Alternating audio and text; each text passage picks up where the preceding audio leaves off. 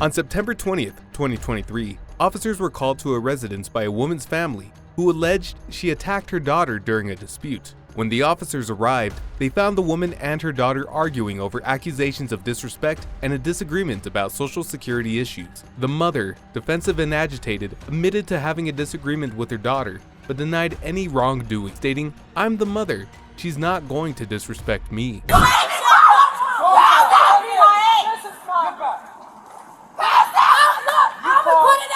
Didn't he just tell you to go up there? Didn't he just tell you to go up there?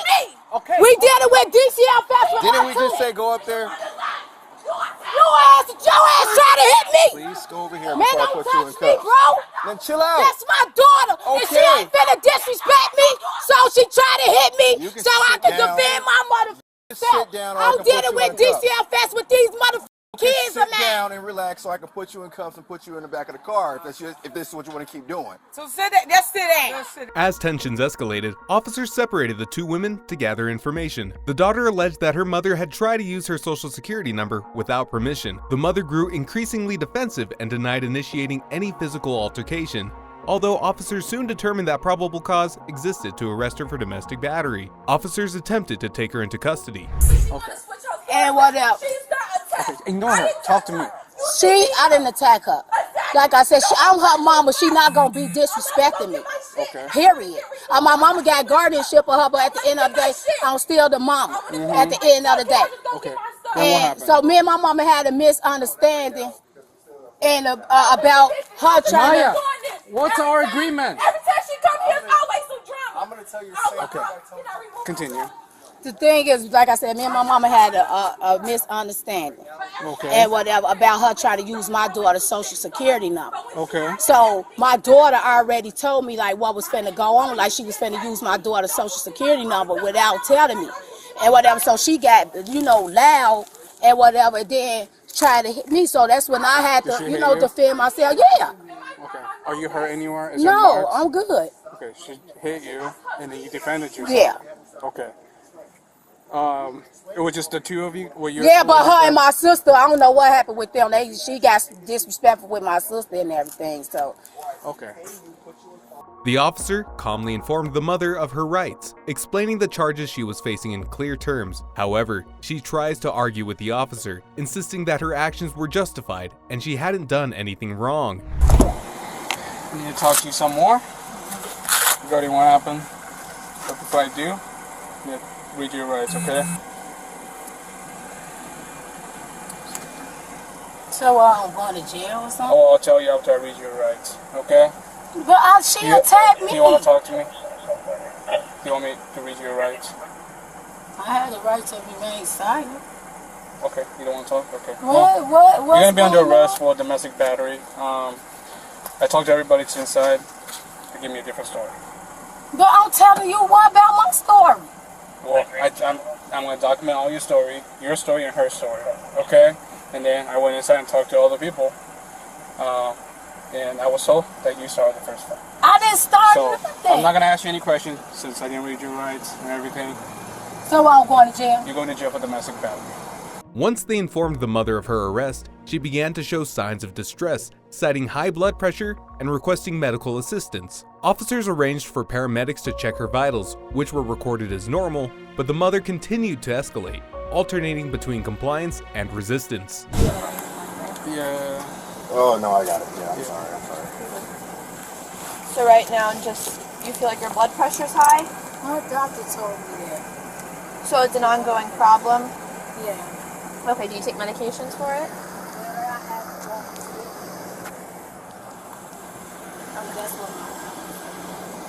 So what's wrong with you right now? My blood pressure. Here, just stay this way. I'm going to keep... Well... Should I play this when you first got here? No. Okay. You can watch the camera. Okay, I got you. Huh? You want to get the stretch over here? Sit down in the car. Yeah, let's just sit down. Sit down in the car. Alright, you need to stop. You're fine. Face the car. Just sit down in the car. Stop. You're not following the Thank you. force. Sit in the car like you were. You need to take some deep breaths. Deep breaths in through your nose and out through your mouth. You are okay. You're breathing. You're talking. As officers struggled to restrain her, she resisted entering the patrol car, even attempting to get out and protesting the officers' action. Additional officers arrived, and paramedics were called back to assist in monitoring her vitals, but she continued to resist being transported, expressing hostility and accusing officers of excessive force. Officers secured her legs in restraints to prevent further kicking. Get you in cuffs. Don't f***ing touch me.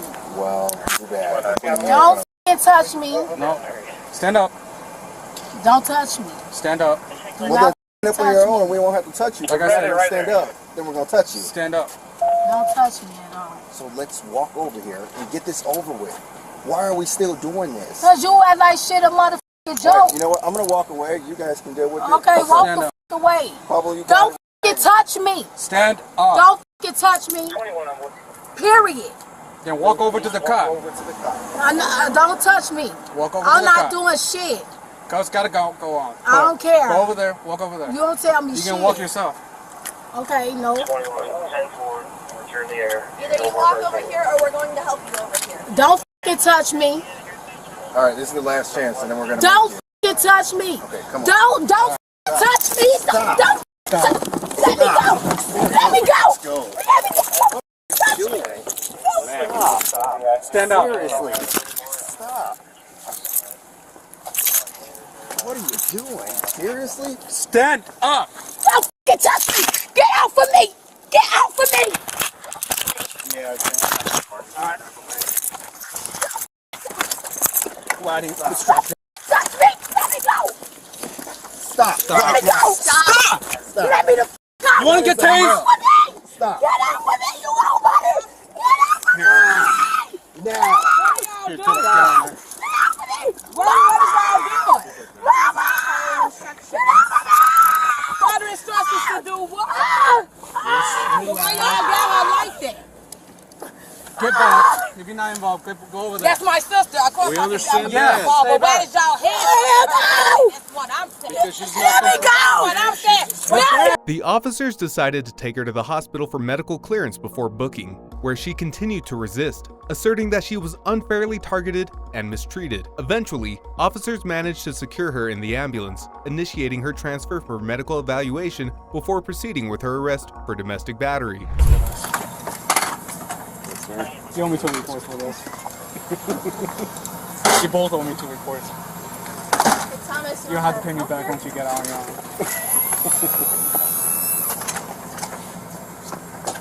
I don't know why she's doing all this extra stuff. For no reason. You have handcuffs, right? Yes. Okay. Did you take a picture? Okay, yeah. I did not hear her. Here's her phone.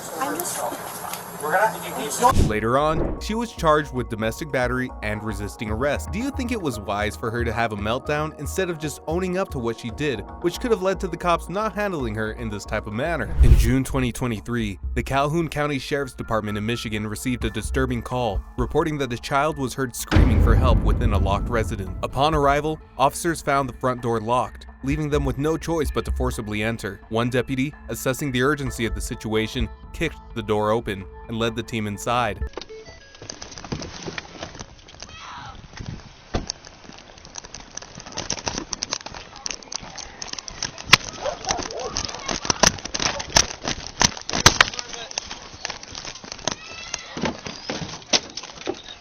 The deputy heard the faint, desperate cries of a child, which seemed to come deeper from within the house. He quickly made his way toward the source of the sound, but as he got closer, the cries suddenly went silent, a chilling sign that something was terribly wrong.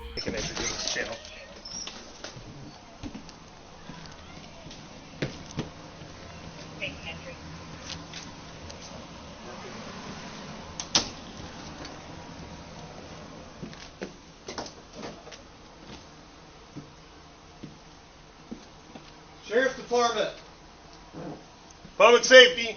Got someone in here. You're moving there? Yep. That's priority. The officers split up to search for the child, checking each room. When one deputy noticed a sliver of light coming from beneath a bathroom door, his suspicions were immediately raised. He banged on the door, hearing only a muffled response from within. With no time to hesitate, he decided to break down the door. Buddha.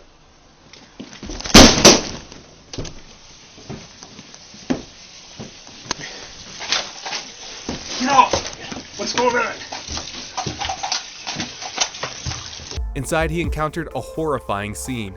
A 35-year-old woman was forcibly holding her 2-year-old daughter under the water in the bathtub. The deputy sprang into action, rescuing the child and immediately beginning CPR. At first, the young girl was alarmingly unresponsive, but after several tense moments, she finally coughed and began to breathe on her own. No, not much active bleeding from the injury. It's below the throat. Come on, She's moaning. Keep them coming for anyone. Come on, honey. They're coming. Keep breathing for us, all right? Keep breathing. There you go. Eyes are open. Good. Paramedics soon arrived to provide medical assistance to the child, while the woman, who was later identified as Jessica Edward Ricks, was taken into custody. Before her transport to the police station, officers had sent her to the hospital, as it appeared she may have ingested toxic cleaning fluid. The investigation revealed that Jessica, a mother of 4, had also stabbed her 2-year-old daughter, who bore visible wounds on her chest and forehead. Her 4-year-old son was found with cuts on his body and showed signs of having ingested cleaning fluids as well. Thankfully, both children are now in stable condition. Jessica now faces multiple charges, including assault, attempted murder, and child neglect. Authorities reported that it was Jessica's 15-year-old daughter who had courageously made the call for help. The incident raises a haunting question. When a parent becomes the greatest threat to their own children, who will step in to protect the innocent? In October 2023, 33-year-old Jamie Lee Gunn made a reckless decision that put her children's safety in serious jeopardy, leaving her 2 young kids, a 2-year-old and an 8-month-old, alone in her running SUV. She headed inside Penny Ann's bar in West Melbourne to meet her boyfriend. With her children asleep in the back seat, Jamie spent almost 20 minutes inside the bar, showing a complete disregard for the well-being of her young, vulnerable kids. When officers arrived on the scene, Gunn's SUV caught their attention, and as soon as she realized law enforcement had taken notice, she seemed more concerned about staying out of jail than the safety of her children. Upon spotting her, officers didn't hesitate. She was promptly placed in handcuffs. 10-15. Put your hands on, you got cuffs. Mine are on him. You're under arrest right now, okay?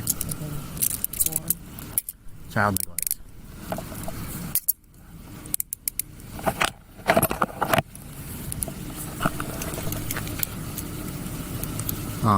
We're gonna put her in your car for now, and then we'll switch.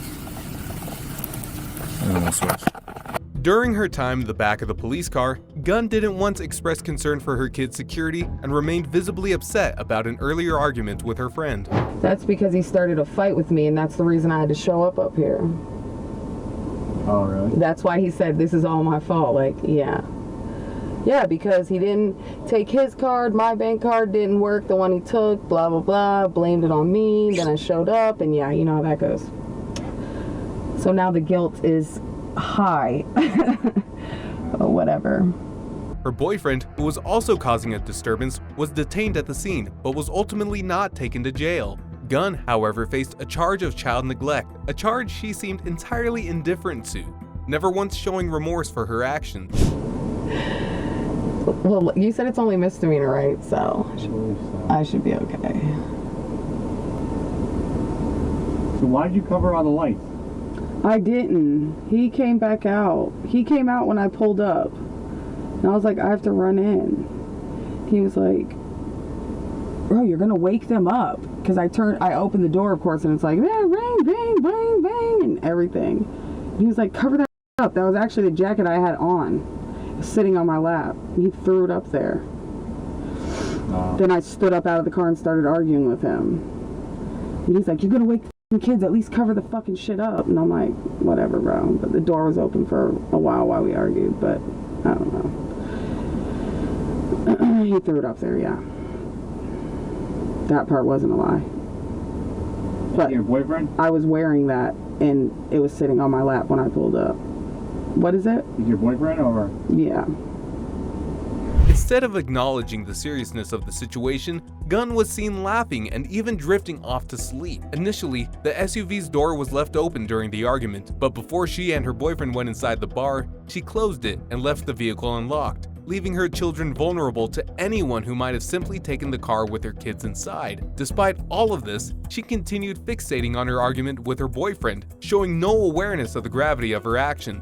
He went in, came back out, argued with me, went back in, came back out. At him because what was taking so long. I really thought he was trying to get a bunch of other shit on my car. That's what I thought was going on, but whatever. Gunn was transported to Brevard County Jail, where she was charged with a single felony count of child neglect without great bodily harm. Court records indicate that this was far from her first run-in with the law. Her criminal history in Florida includes contempt of court, forgery, possession of drug paraphernalia, and driving with a suspended license. She was held on a $15,000 bond and released on bail the following day. Meanwhile, her 2 children were placed in the care of a family member, and the Department of Children and Families was notified. While Gunn's actions showed shocking irresponsibility, she's not alone. Some parents prioritize a night out over their child's safety.